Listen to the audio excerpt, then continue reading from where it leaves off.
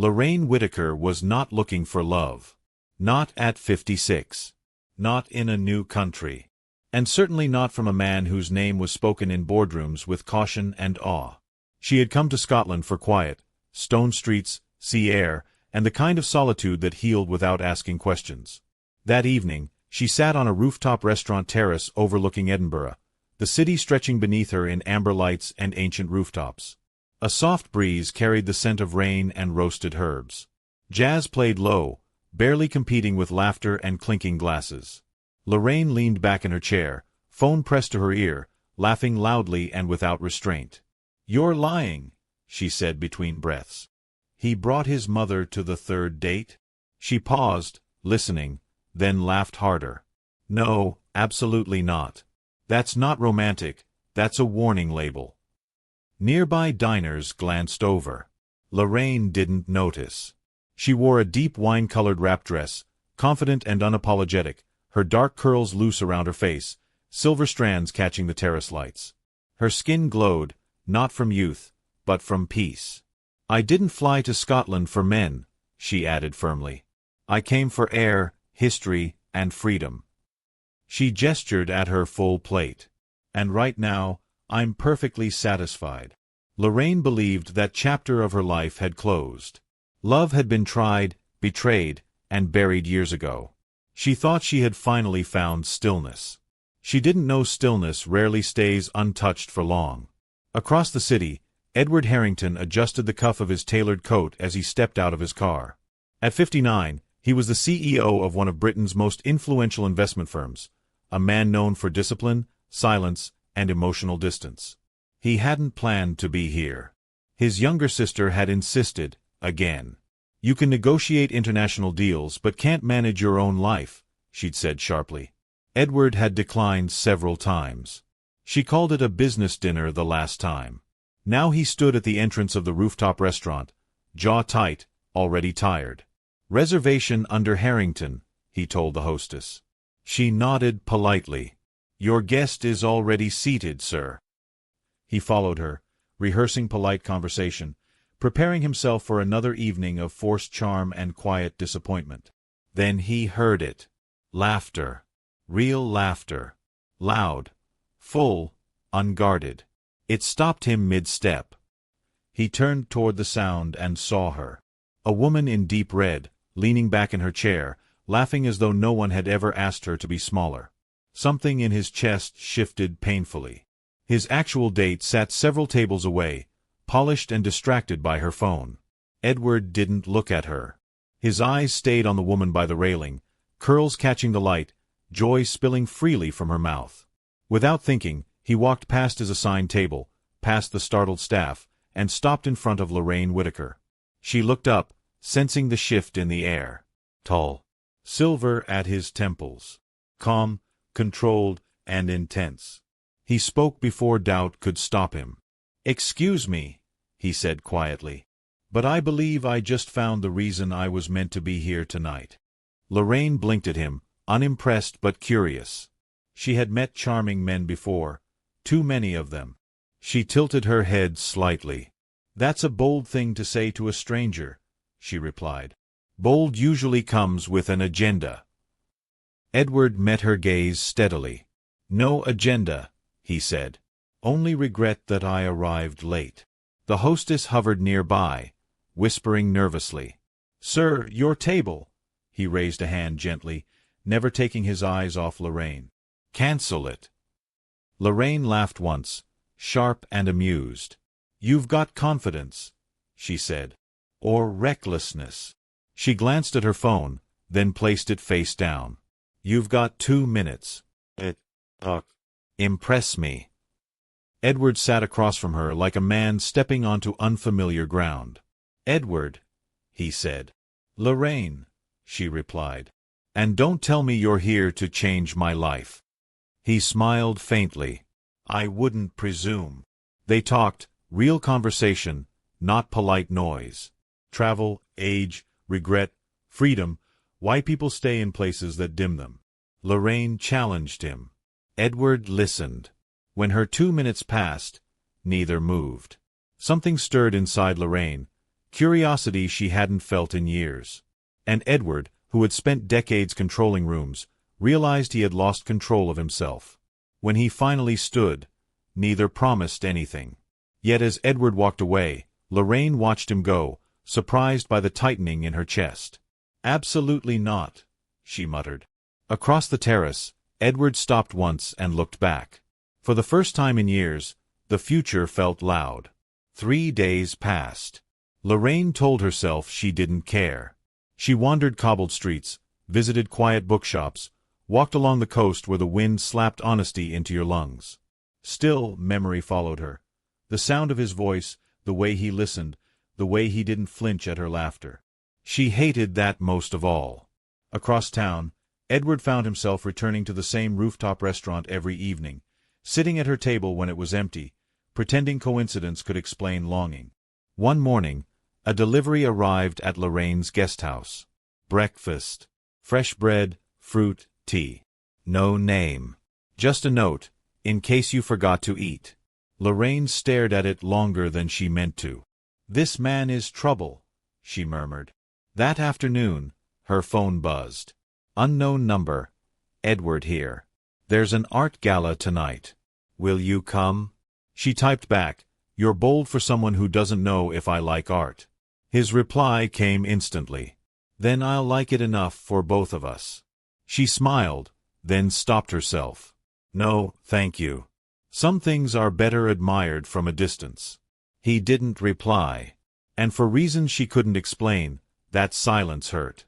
That night, old memories surfaced uninvited. Chicago. Years ago.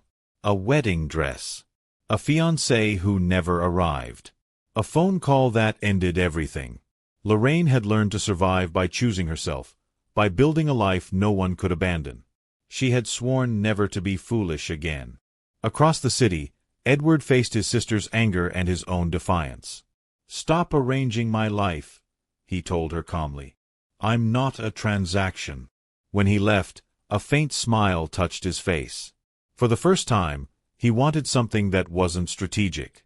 That evening, at the museum gala, fate ignored Lorraine's refusal. She arrived anyway, elegant, unafraid. When Edward saw her, the room disappeared. She walked straight to him. "I thought you deserved to see me properly," she said. He forgot how to breathe. Cameras flashed. Whispers rose.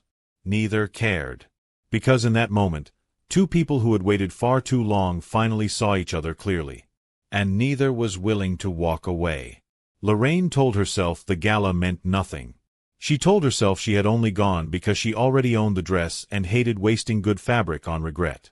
The museum hall in Edinburgh glowed with soft lighting and hushed importance, filled with scholars, donors, and carefully measured smiles. Lorraine moved through the space with ease, as if she belonged anywhere she chose to stand. When Edward saw her, the world narrowed. She wore black this time, simple, elegant, powerful. Her hair was swept back loosely, silver strands catching the light without apology. She stopped in front of him and smiled slightly. "You look surprised," she said. Edward exhaled slowly. "You said no." "I changed my mind," she replied. "I'm allowed." He laughed quietly, the sound unfamiliar even to himself. "You are," he said. Around them, conversations slowed, glances lingered. Lorraine felt it, the attention, the whispers, but she didn't flinch.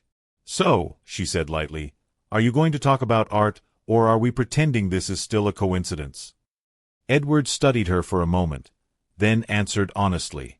"I don't believe in coincidence anymore." Something in his voice made her chest tighten. They stood too close, the space between them charged with things unsaid. Cameras flashed somewhere behind them, capturing a moment neither of them noticed. In that instant, Lorraine realized something unsettling. This man didn't look at her like a distraction. He looked at her like a decision. The car ride afterward was quiet, but not uncomfortable. Edinburgh rolled past the windows, wet streets, glowing lamps, history layered into every stone. Jazz played softly from the speakers. Edward drove with one hand on the wheel, his tie loosened, his usual precision slightly undone. Lorraine leaned her head against the window, watching the city blur. "Scotland behaves differently at night," she said softly. "Like it remembers things." Edward glanced at her. "I think it forgives them too." She turned to him, surprised. "You sound like a man who's thought about that." He hesitated, then spoke. "I've spent my life surrounded by people," he said. "Board members, advisors, noise. But I've never wanted to hold someone's hand. Not once." Lorraine swallowed. "Until." He didn't look away. "Until you." Silence filled the car. Not empty. Heavy. They stopped outside her guesthouse, a quiet street lit by old lanterns swaying in the wind. Lorraine reached for the door. "Thank you for tonight." "Is that all it was?" Edward asked quietly. She froze. He leaned closer, not touching, but close enough that she could smell rain and something warm beneath it. "Don't ruin this with logic," he said softly. She turned, heart racing. His hand brushed her cheek, gentle, questioning. When he kissed her, it wasn't careful. It was real. Lorraine pulled back first, breath unsteady. "This is just a moment," she whispered. "You'll forget me." Edward looked at her steadily. "You're not forgettable." She stepped away, shaken. He let her go. The morning headlines were unforgiving. British CEO linked to mystery woman. Who is Lorraine Whittaker? Lorraine stared at her phone in disbelief as her image spread across screens she had never wanted to occupy. Across town, Edward faced his board in silence as advisors urged denial. "Issue a statement," one said. "Call it nothing." Edward shook his head. "I won't deny her." The room went still. Meanwhile, Lorraine walked through Edinburgh feeling watched. People whispered. Cameras lifted. The attention pressed against her chest. That afternoon, she met Edward's sister, Margaret, by chance, or fate, outside a cafe. "Do you know what you'll cost him?" Margaret asked politely. Lorraine folded her arms. "Do you know what it costs a woman to never be chosen?" Margaret didn't answer. That night, Lorraine packed her bags. She needed air. Face. Silence. Loving loudly felt dangerous. Edward searched for her everywhere, in messages left unread, streets walked too late, places she might have been. The silence hollowed him. At night, he dreamed of his father's voice. "You weren't born for happiness." He woke sweating, realizing something terrifying. Without Lorraine, the life he protected so fiercely felt empty. Meanwhile, Lorraine sat alone on the coast, waves crashing against stone. She loved him enough to walk away. Or so she told herself. Then came the knock. Her best friend, Grace, stood there with luggage and fire in her eyes. "I didn't fly across the world to watch you run from the one good thing you found," Grace said. Lorraine's defenses crumbled. "I'm scared," she admitted. Grace softened. "That's not weakness. That's honesty." Edward stood before the board days later, calm and resolute. "If loving her costs me this company," he said, "then I'll lose it proudly." The words went public within hours. The world reacted, not with ridicule, but respect. Stock rebounded. Applause followed. That evening, Edward found Lorraine by the sea. He didn't argue. He didn't beg. He simply said, "I choose you," out loud. Lorraine stepped into his arms, finally still. And for the first time, neither of them felt afraid. Lorraine stayed by the coast for 2 more days after Edward found her. Not because she was unsure of him, but because she needed to be sure of herself. She walked long stretches of sand in the early morning, coat pulled tight, wind sharp against her cheeks. She thought about how easily she had almost disappeared again. How familiar it felt to step aside so someone else could keep their life intact. When Edward called, he didn't pressure her. "Take your time," he said calmly. "I'll still be here when you're ready." That patience unsettled her more than any grand speech could have. She had spent years with men who rushed, demanded, retreated. Edward did none of that. On the third morning, Lorraine packed her bag and returned to Edinburgh. She didn't announce it. She simply showed up at his office, walked past startled assistants, and stood in the doorway. Edward looked up, stunned. "You came back," he said quietly. Lorraine nodded. "I don't want to be brave alone anymore." He crossed the room and held her without asking permission. For a long moment, neither spoke. The city continued outside, unaware that two lives had just shifted permanently. Their relationship didn't unfold quietly. Scotland's press had opinions, and London's tabloids were worse. Headlines questioned her motives, her age, her place beside a man like Edward Harrington. Lorraine read none of it. She focused instead on rebuilding something she had neglected, herself. She rented a small studio space near the old town, filled it with fabric, color, and unfinished ideas. Design had always been her refuge. Edward visited often, never directing, never interfering. "You don't need my permission," he reminded her whenever she asked his opinion.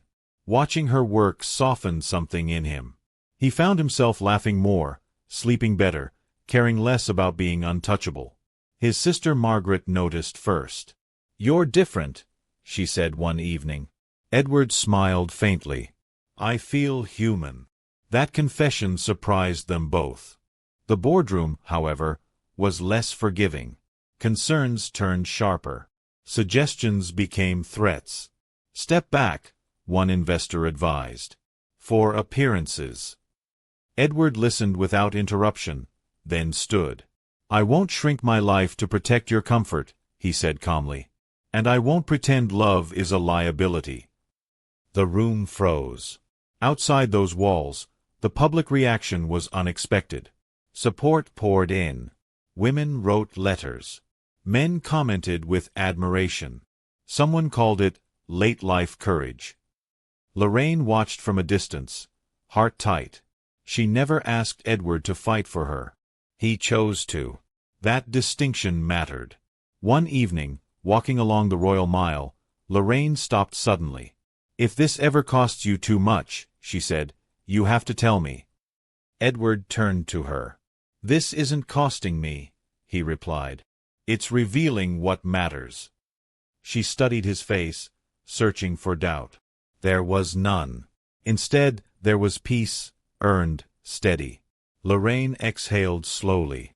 "I spent my life believing love was for the young or the foolish," she admitted. Edward smiled gently. "Then we're both late and wise." She laughed, leaning into him as the city lights warmed the street. For the first time, Lorraine didn't feel like she was waiting for the other shoe to drop. Weeks later, Lorraine opened her studio to the public. No speeches. No announcements. Just open doors and honest work. Edward stood quietly in the back, watching people move through the space she had built. He didn't claim credit. He didn't need to. When Lorraine found him there, she squeezed his hand. "Thank you for standing where you stand," she said. He met her gaze. "Thank you for not disappearing." Outside, the city carried on, ancient and patient. Inside, two people who had waited their entire lives finally chose to stay. The success of Lorraine's studio rippled through Edinburgh faster than she expected. People wandered in expecting modern decor and left talking about emotion. Stories sewn into fabric, colors that felt like memory, and designs that carried whispers of places Lorraine had loved. But attention also brought questions.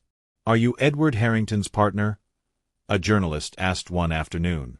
Lorraine smiled politely. "I'm Lorraine Whittaker," she replied. "My work speaks for itself." The reporter pushed. "And the relationship?" Lorraine held her gaze. "Kind. Steady. Private." It wasn't the answer the journalist wanted, but it was the truth. That evening, Edward arrived at the studio with takeaway curry and a quiet smile.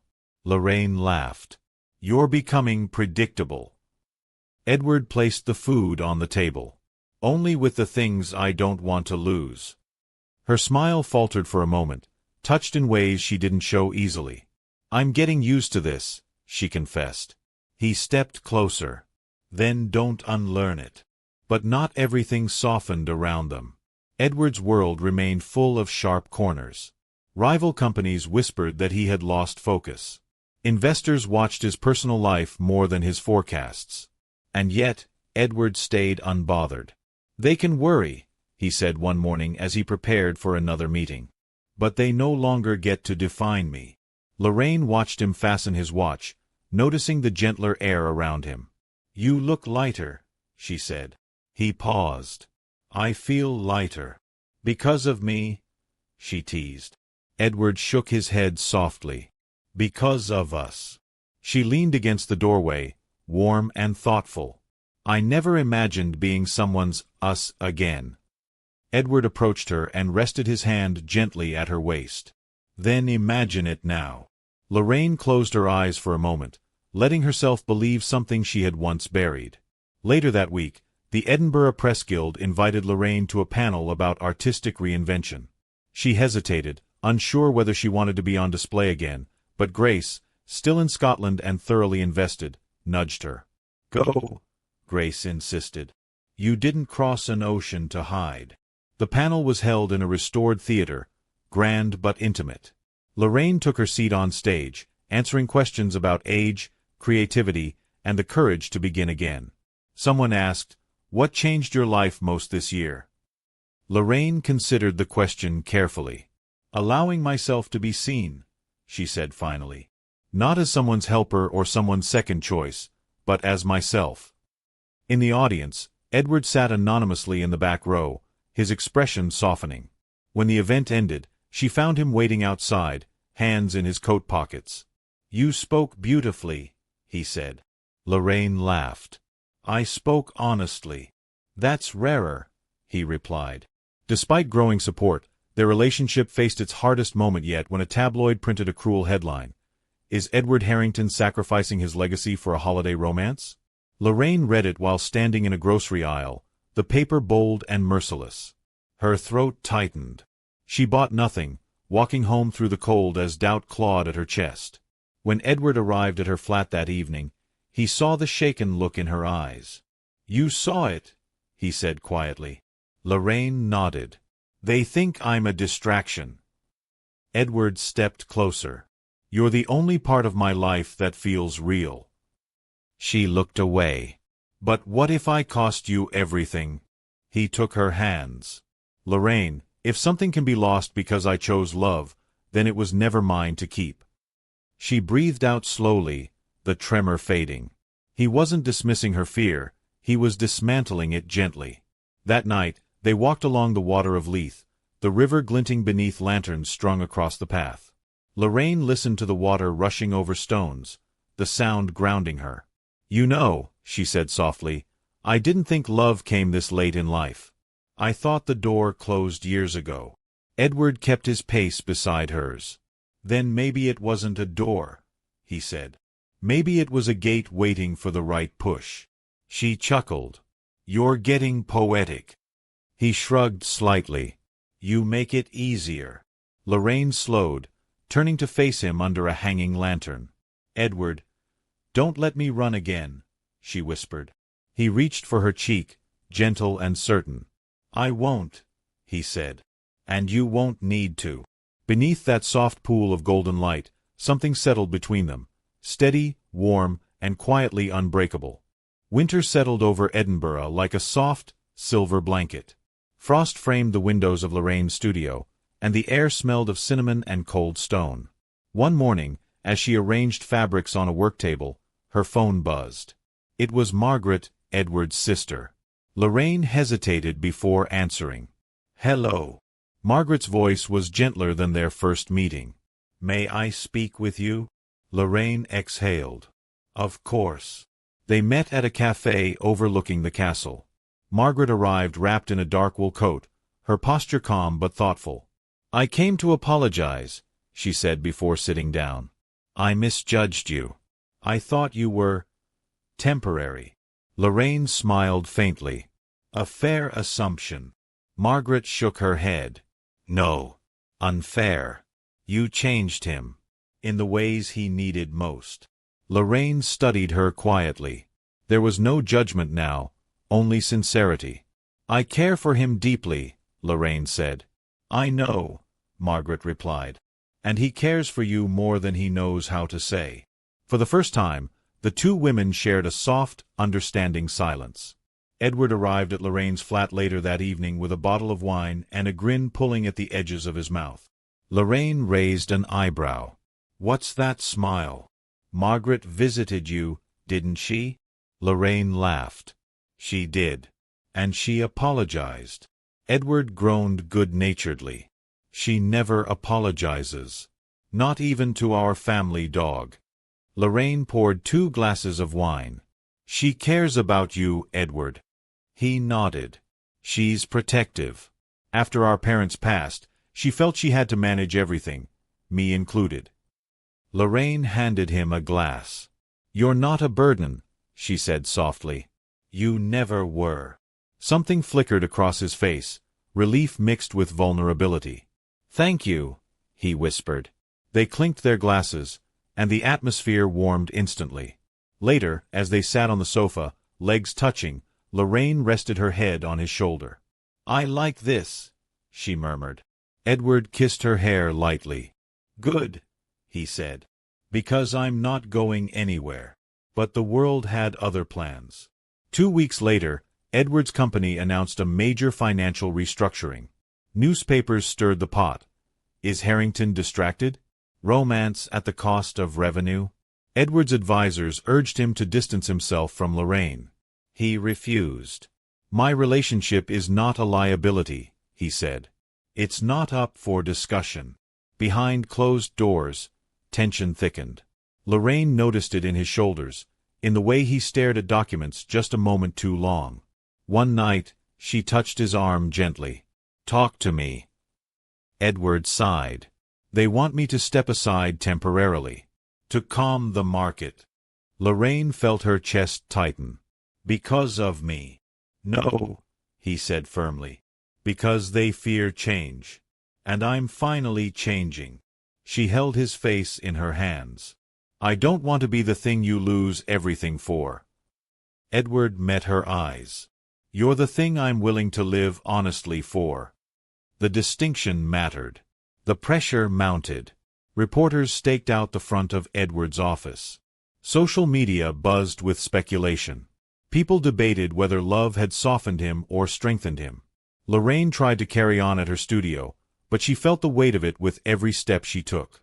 One afternoon, Grace found her sitting on a stool, staring at a half-finished design. "Stop overthinking," Grace said. Lorraine sighed. "He's giving up too much." "He's not giving up," Grace replied. "He's choosing. Those are different verbs." Lorraine let out a tired laugh. "I didn't expect my life to be this dramatic in my 50s. Grace grinned. "It's never too late for a plot twist." Lorraine shook her head, smiling. "You always know how to make chaos sound romantic." Grace winked. "I learned from the best." Still, doubt lingered in Lorraine's heart, not about love, but about cost. Everything reached a breaking point on a Thursday morning. Edward was scheduled to address his shareholders, a tense room filled with suits, expectations, and silent accusations. Lorraine stood by her window miles away, gripping her cup of tea, unable to focus on anything else. Meanwhile, Edward walked onto the stage with steady steps. Cameras flashed. Whispers stirred. He looked out at the audience and spoke clearly. "My dedication to this company has never been in question. But my personal life is not a board decision. If choosing honesty makes me unpredictable, then consider this my first act of freedom." Gasps rippled through the room. Business analysts would call the speech reckless. Others would call it revolutionary. Lorraine watched the live stream, her breath caught in her throat. Edward wasn't just defending their relationship. He was redefining who he allowed himself to be. And for the first time in years, she felt something new: pride. Edward's speech traveled through the media like wildfire. Some praised his honesty, calling it refreshing and overdue. Others accused him of abandoning professionalism for romance. By evening, every major outlet in the UK had replayed his words. Lorraine walked through Edinburgh's Grassmarket district, watching people glance at their phones, whispering. She felt exposed, but not ashamed. When she reached her flat, Edward was waiting inside, sitting quietly on the sofa. He looked up the moment she entered. "Are you angry?" he asked. Lorraine removed her coat slowly. "I'm overwhelmed," she admitted. "But not angry." Edward stood, relief softening his features. "I couldn't pretend any more." She stepped closer. "I didn't want you to pretend."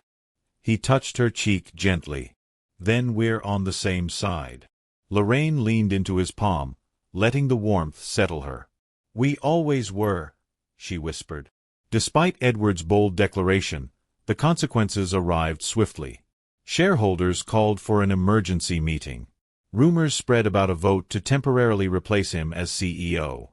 Lorraine watched him move through these challenges with a calm she didn't fully understand. One evening, she asked him directly, "How are you so composed?" Edward smiled faintly. "I've spent my life being the man everyone relied on. The man who couldn't crack, couldn't feel, couldn't fail. Oh. I'm tired of that version of myself." Lorraine nodded, feeling the weight of his honesty. "Do you regret any of this?" He shook his head. "Only the years I wasted before meeting you." Tears pricked her eyes, unexpected and sharp. Edward stepped closer. "You don't have to hold everything together alone anymore," he murmured. Lorraine laughed quietly.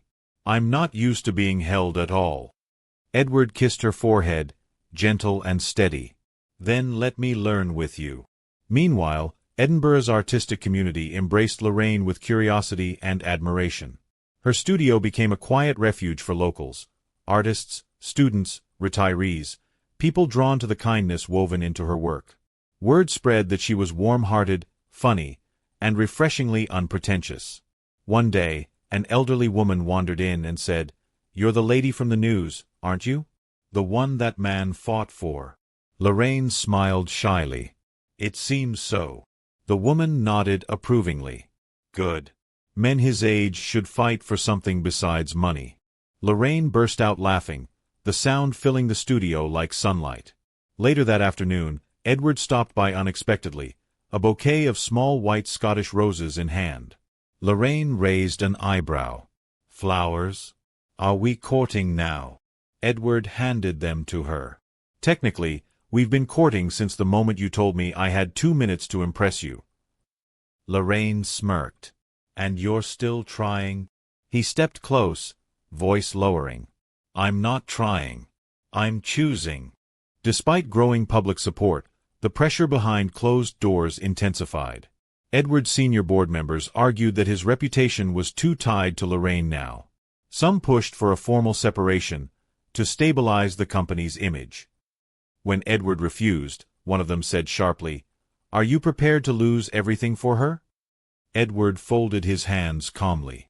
"If everything can be lost because I love someone, then it was never strong to begin with." The room fell silent. But outside the boardroom, Edward's assistant pulled him aside. "Sir," he said gently, "whatever happens next, you're not alone." Edward nodded, grateful. That night, he returned to Lorraine's flat, exhausted. She took one look at him and pulled him into a long, grounding embrace. "Tell me what happened," she whispered. Edward buried his face into her shoulder. "They think I'm choosing wrong." Lorraine exhaled heavily. "Edward, I want you to choose what keeps you whole, not just what keeps me close." He tightened his arms around her. "You are what keeps me whole." The next morning brought a soft, unexpected shift. News outlets published public reactions to Edward's speech, thousands of comments praising his vulnerability, calling him a rare man of honor. Women across Scotland posted messages saying they finally felt seen. Men admitted they admired his courage. Even competitors offered cautious respect. Edward read every message with quiet astonishment. Lorraine stood behind him, arms crossed playfully. "Looks like the country likes you softer," she teased. He glanced at her. "I'm not soft." "You're softer," she corrected, tapping his shoulder. "And it suits you." Edward reached for her hand. "You suit me." Lorraine rolled her eyes affectionately, but her smile betrayed her heart. As they walked outside into the crisp morning air, hand in hand, Edinburgh seemed to welcome them, not as scandal, not as gossip, but as something undeniable and real. Something that had already outgrown fear. Days after the public response, something new began to grow between Edward and his sister Margaret. One evening, she invited him to her home for dinner. Lorraine joined him, slightly nervous. Margaret opened the door before they could knock twice. "Come in," she said warmly. Her change in tone surprised them both. Over roast chicken and mashed potatoes, Margaret watched the two of them quietly. When Edward stepped into the kitchen to fetch more wine, she turned to Lorraine. "Thank you," she said simply.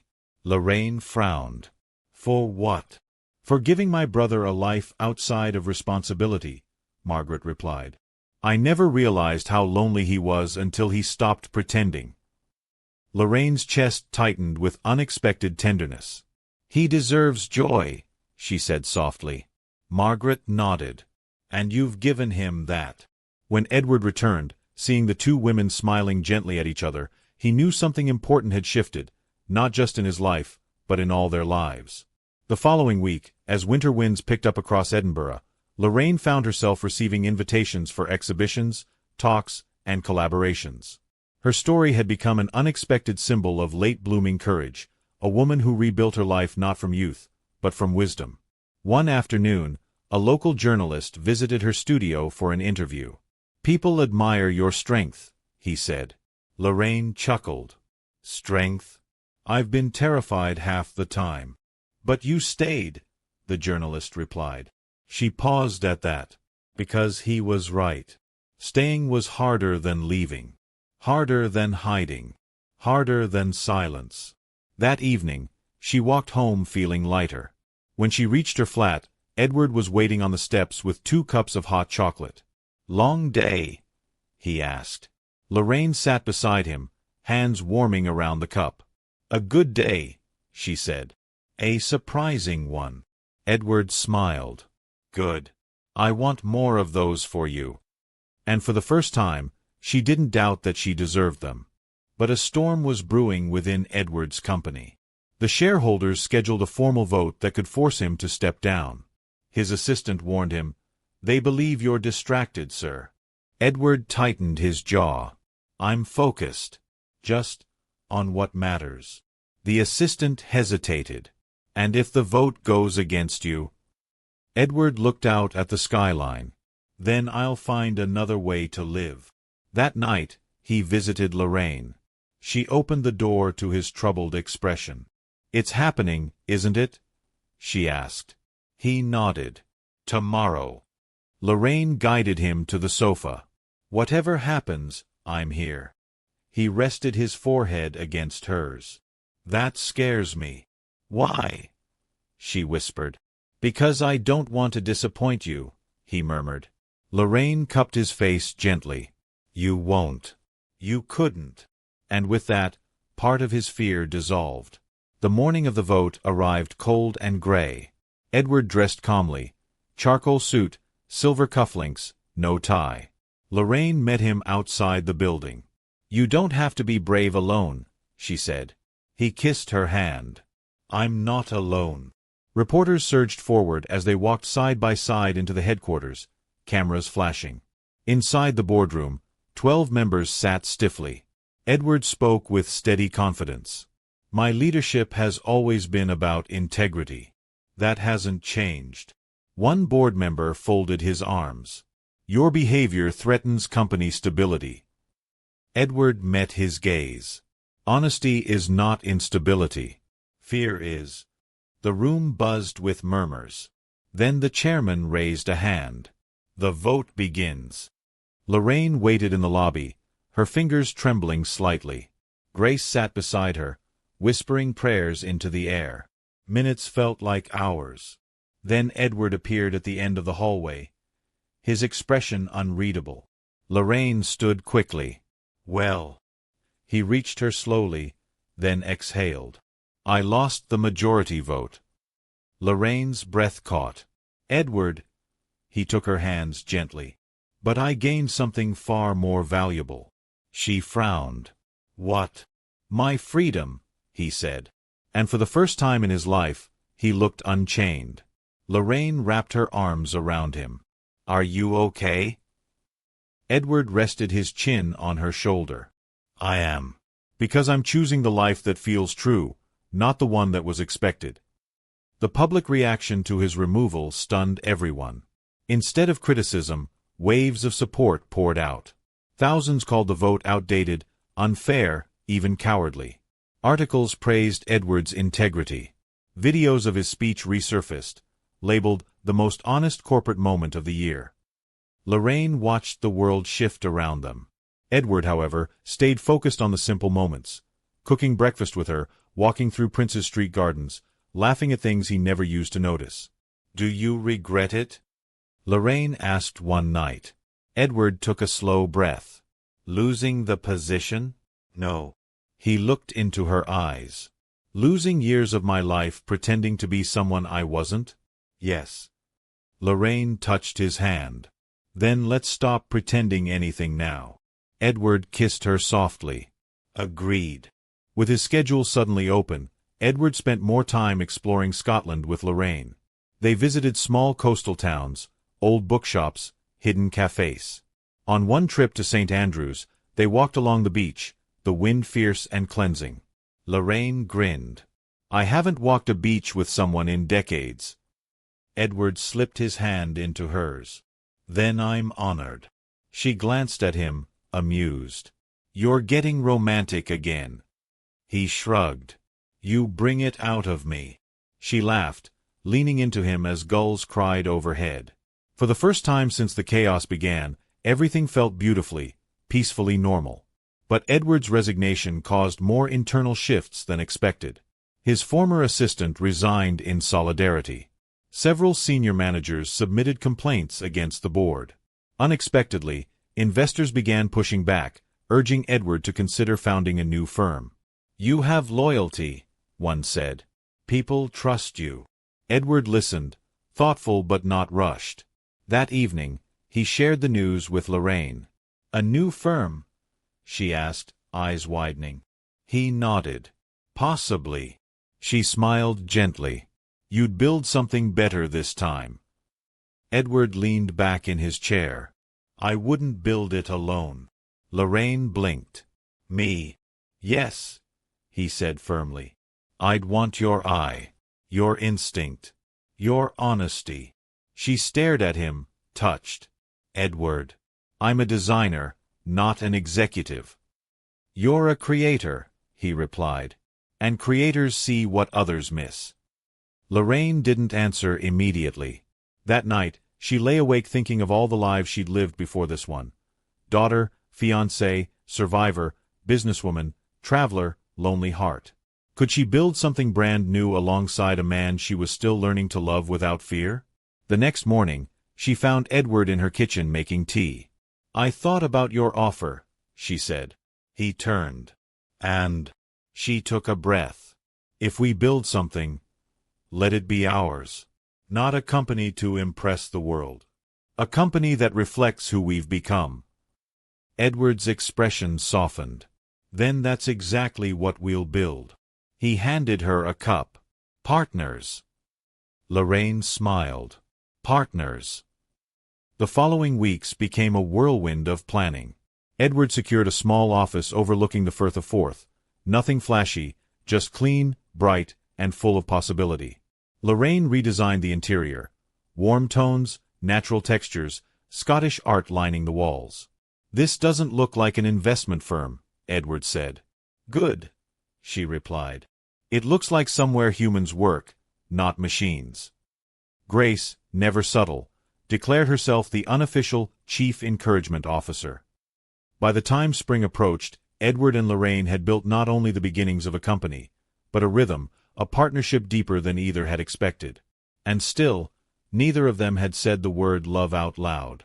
Their moment came unexpectedly. They had spent the day interviewing applicants, reviewing proposals, and eating takeaway sandwiches far too quickly. As evening fell, Lorraine stood by the office window, looking at the golden reflection of the setting sun on the water. Edward approached quietly. "You look thoughtful." "I'm tired," she admitted. But happy. He nodded. Me too. She turned to him. Edward, I'm proud of you. His throat tightened. And I'm grateful for you. She stepped closer. Can I ask you something? Anything. Why me? Edward didn't hesitate. Because when you laugh, the world feels honest. Because you make me brave. Because you made me choose the life I didn't know I deserved. Lorraine swallowed. Edward. Yes, he whispered. I love you, she said. He closed his eyes briefly, overwhelmed. Lorraine Whittaker, he breathed. I've loved you since the moment you told me I had 2 minutes to impress you. From that moment, everything softened. Their disagreements became discussions. Their fears became confessions. Their silences became comfort. They spent evenings cooking together, mornings reading newspaper headlines side by side, afternoons walking through gardens where old couples held hands like promises. Edward introduced Lorraine to small traditions from his childhood: Sunday roasts, crossword puzzles, midnight biscuits. Lorraine introduced Edward to things he had long forgotten: dancing in the kitchen, listening to music with eyes closed, laughing until their ribs ached. Grace teased them constantly. Middle-aged love hits different, she said. Lorraine threw a cushion at her. Edward offered tea. Grace called him the gentle CEO, which Lorraine secretly adored. But happiness, like seasons, shifts. One afternoon in June, Edward received a letter from the former board, a formal apology. They wrote about misjudgment, internal pressure, and the dangers of assuming leadership must look cold to be effective. We were wrong, the letter stated plainly. Your courage reshaped the conversation. Edward read the letter twice, then handed it to Lorraine. She scanned it, brows lifting. Well, she said, this is unexpected. Edward chuckled. A bit late, but appreciated. Lorraine tapped the paper. What will you do? Edward shrugged. Nothing. I don't need their approval anymore. Lorraine smiled at him proudly. That's growth. Edward kissed her cheek. That's you. The new firm flourished quietly. Lorraine designed its visual identity: soft blues, warm grays, Scottish landscapes painted with emotion rather than precision. People noticed. Clients began referring to the company as the first investment firm that feels human. Edward loved it. Lorraine thrived in it. They celebrated small victories: their first major contract, their first employee lunch, their first shared late-night pizza over spreadsheets. One evening, as Lorraine rearranged fabrics for an interior redesign, Edward watched her with quiet awe. You know, he said, you never do things halfway. Lorraine smirked. Well, someone has to balance your intensity. Balance me, he repeated. You soften me. She brushed past him playfully. You needed softening. He caught her hand gently. And you needed someone who saw you. Lorraine's smile softened. I suppose we both needed each other. As summer deepened, Edward suggested a trip to the Highlands. Lorraine eagerly agreed. They drove north for hours through landscapes that looked like ancient paintings: rolling hills, silent lochs, skies open wide. At a quiet inn near Glencoe, they sat beside a crackling fireplace. This feels unreal, Lorraine murmured. Edward took her hand. This feels right. Outside, rain tapped softly against the windows. Lorraine watched the flames dance. I used to think love had an age limit, she admitted. Edward shook his head. Love has timing, not limits. She rested her head on his shoulder. How did I get here? By not giving up on yourself, he replied. And she believed him. The next morning, they hiked a gentle trail through the Highlands. Lorraine, always bold, insisted on taking the path with the best views. Halfway up, they paused to catch their breath. I'm not 20 anymore, she laughed. Edward smiled. Neither am I. She leaned against him, the wind carrying her curls gently. Edward, can I ask something? He nodded. Are you happy? She whispered. He took her face in his hands. More than I ever imagined possible. Her eyes softened. Good. Because I am too. And they held each other as the mountains stood witness. When they returned to Edinburgh, the city welcomed them with warm breezes and late sunsets. Lorraine found her studio busier than ever, young artists seeking advice, older women thanking her for inspiring them. "You made me believe it's not too late to start again," one said with tears in her eyes. Lorraine hugged her gently. "It never is." Meanwhile, Edward's new firm gained acclaim for ethical leadership and compassionate structure. Reporters tried to turn him into a symbol. "I'm not a hero," he often said. "I simply stopped pretending." Lorraine watched him grow into a man at peace, and every day she felt more certain that she had not simply found love, she had found partnership. One crisp evening in early autumn, Edward invited Lorraine to dinner at a quiet hilltop restaurant overlooking Edinburgh. She wore a navy dress, soft and elegant. Edward wore a simple dark coat. They sat beside the window, city lights glittering below. Over dessert, Lorraine teased him about his earlier reputation. "Imagine," she said, "Scotland's coldest businessman reduced to warm soup and romance." Edward raised an eyebrow. "Reduced." Lorraine laughed. "Improved." He nodded. "You're right." She blinked. "Really?" "Yes," he said. "You improved me." Something in his voice made her heart still. After dinner, Edward suggested a walk. They strolled along a stone path lit by soft lanterns. The night was calm, the air crisp, the sky scattered with stars. Lorraine breathed deeply. "This feels like a moment," she said. Edward smiled. "It is one." They reached a quiet overlook where Edinburgh Castle glowed softly in the distance. Edward stopped walking. Lorraine turned to him, curious. "Edward." He looked at her, eyes warm and certain. "Lorraine Whittaker," he said softly, "I have something to ask you." Lorraine's breath caught. Edward reached into his coat pocket and pulled out a small velvet box. But before he opened it, he spoke. "I spent my entire life building things that didn't hold me. I lived for expectations. I lived for duty. I lived for legacy." Lorraine's eyes softened. Edward continued. "But then I met you, a woman who laughs without apologizing, who tells the truth with grace, who walks into a room and brings it back to life." Lorraine felt tears gather. "Edward," he opened the box. Inside was a simple but elegant silver ring. "I don't want a grand gesture," he said. "I don't need perfection. I just want the honor of walking the rest of my life with you." For a moment, Lorraine couldn't speak. The world around her blurred, lanterns, castle lights, chilly wind, all fading into one soft pulse. She looked at him, this man who traded power for peace, reputation for truth, distance for tenderness. She whispered, "I never thought anyone would ask me this again." Edward stepped closer. "Then let me be the last person who ever needs to." Lorraine covered her mouth, tears warm against the cold air. "Edward Harrington," she said, voice trembling.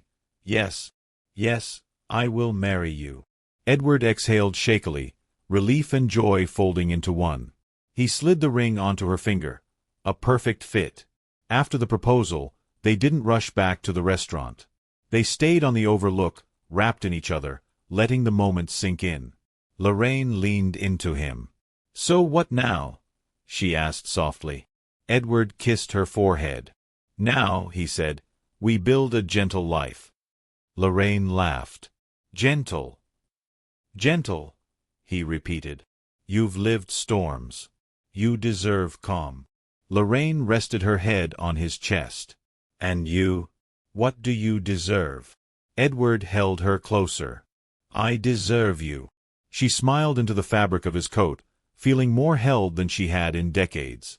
News of their engagement spread quickly, but this time the world reacted differently.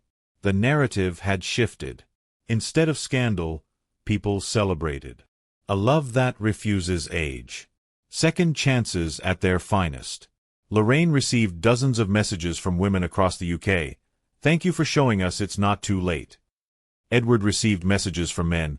"Thank you for showing us it's not weakness to love openly." Even Margaret called, crying into the phone. "I'm so happy for you both," she said. Edward hugged Lorraine as he listened, heart full. They planned a small wedding, not a spectacle, not a performance, just a gathering of people who had seen them at their strongest and weakest. Grace, naturally, placed herself in charge of everything. "You two are hopeless with details," she said. Lorraine laughed. "That's fair." Edward simply nodded. "We trust you." They chose a venue overlooking the Scottish coast, where waves hit rocks with ancient rhythm and gulls cried overhead.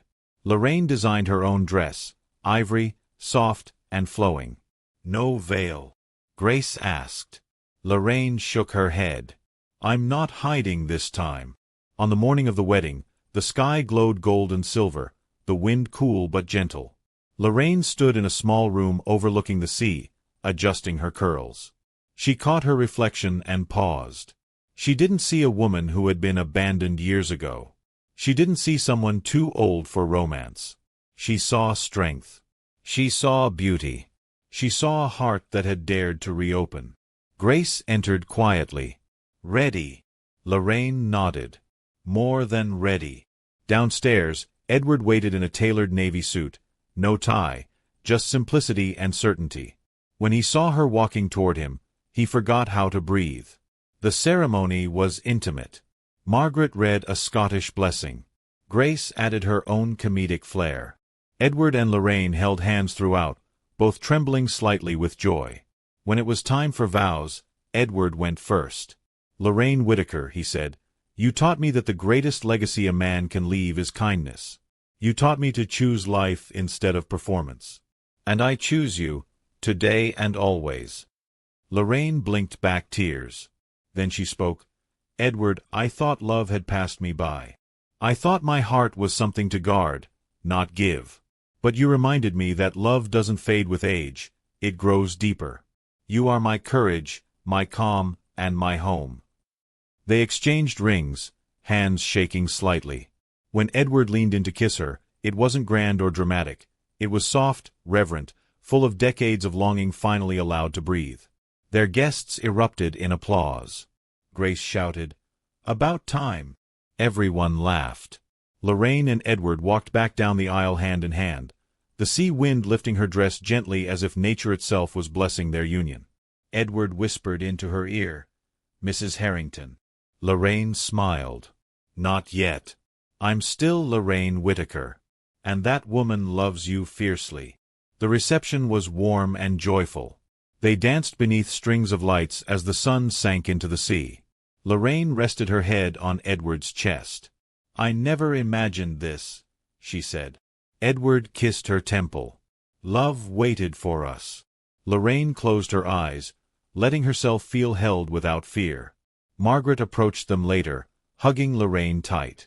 "Welcome to the family," she said. "Thank you," Lorraine replied, "for giving us a chance." Margaret smiled. "You gave him a life.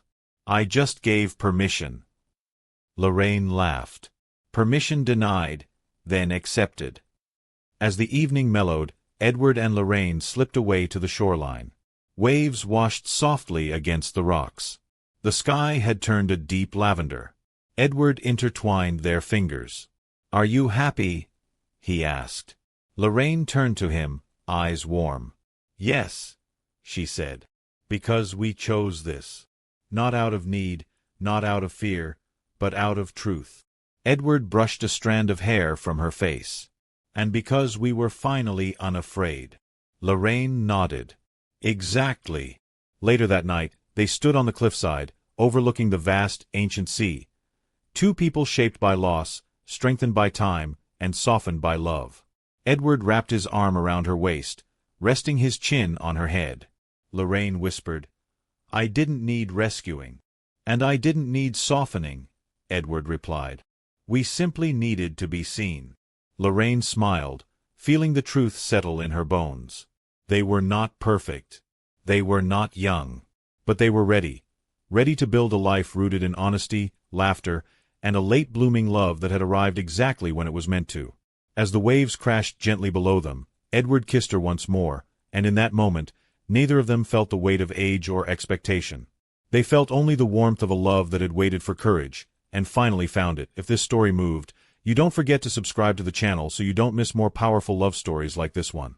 Comment below and tell us where you're watching from. The end.